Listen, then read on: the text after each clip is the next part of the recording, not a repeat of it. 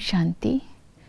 15 फरवरी 2023 की साकार मुरली से होमवर्क। आज की मुरली से हम लक्ष्य लेंगे बेहद के बाप से बेहद का वर्षा लेने के लिए संपूर्ण निर्विकारी बनना है, अर्थात बाप समान संपन्न बनना है।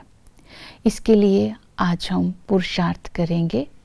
संपूर्ण निर्विकारी बनने के लिए अखंड योगी बनना है और संपूर्ण पवित्र बनना है।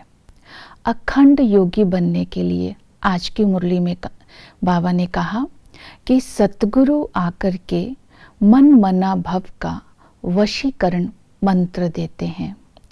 मन मना भव का अर्थ ही है अजप अजप याद, अर्थात अखंड याद।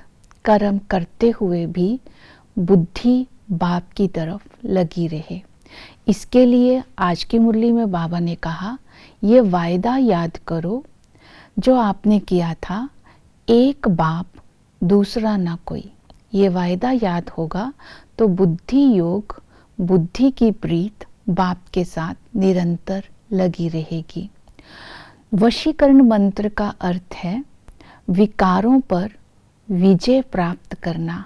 जब हम याद करते हैं तब हम विकारों पर विजय प्राप्त कर लेते हैं, अर्थात कोई भी कर्म विकारों के वश होकर हम नहीं करते हैं।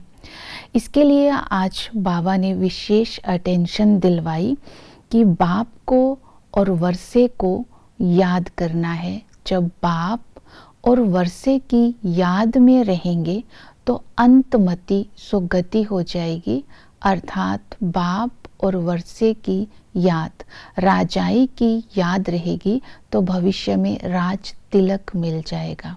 तो बाप को याद करने के लिए यथार्थ पहचान से ही याद हो सकती है। तो बाबा ने अपनी पहचान दी, मैं निराकार हूँ, मैं परम धाम में रहता हूँ, मैं बहुत सूक्ष्म बिंदु हूँ। जैसे तुम आत्मा निराकार हो, मैं भी निराकार हूँ। तो ये बाबा ने हमारी और अपनी पहचान दी। इस पहचान से जब बाप की याद रहेगी तो विकर्म विनाश होंगे और आत्मा के शुद्ध संस्कार इमर्ज होंगे। तो इसी तरह अखंड योगी बनकर रहने का आज अटेंशन रखेंगे। पवित्रता के लिए आज की मुरली में बोला बाबा ने, घर गृहस्थ में रहते अर्थात गृहस्थ व्यवहार करते हुए, शरीर निर्वाह अर्थ व्यवहार करते हुए कमल फूल समान अपना जीवन बनाना है।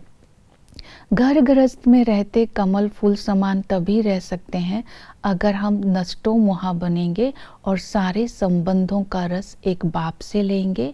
शरीर निर्वाह अर्थ कर्म कमल फूल समान हम तभी रह सकते हैं जब शरीर निर्वाह अर्थ हम कर्म कर रहे हैं तो स्मृति रहे, पुरुषार्थ के आधार पर ही प्रारब्ध बनती है। तो स्वयं बाप आकर के हमें श्रेष्ठ कर्म करने सिखला रहे हैं। याद में रहना और दूसरों को याद दिलाना ही श्रेष्ठ कर्म है। और इसी तरह संपूर्ण पवित्रता के लिए मनसा वाचा कर्मणा, कथनी कहनी रहनी और ये सब बाप समान हमारी कहाँ तक है ये हमने चेक करनी है। ये तभी बाप समान बन सकती है, अर्थात संपूर्ण पवित्र हो सकती है, श्रेष्ठ हो सकती है अगर हम हद की इच्छाओं से उपराम हो जाएं। तो हम मनसा वाचा कर्मणा भी पवित्र रह सकते हैं। मन में विचार सागर मंथन चलता रहे। अमृत वेले का समय बहुत अच्छा है, तो विचार सागर मंथन करेंगे तो बीज और झाड़ की स्मृति बुद्धि में स्पष्ट रहेगी। और वाणी से दूसरों को ज्ञान सुनाते रहना है कि विष्णु का और ब्रह्मा का आपस में क्या कनेक्शन है और बाबा कैसे ब्रह्मा के द्वारा हमें बेहद का वर्षा देते हैं। और कर्म की श्रेष्ठता यही रहेगी, हम दूसरों को भी बाप समान बेहद के वर्षे के लायक बनाएं।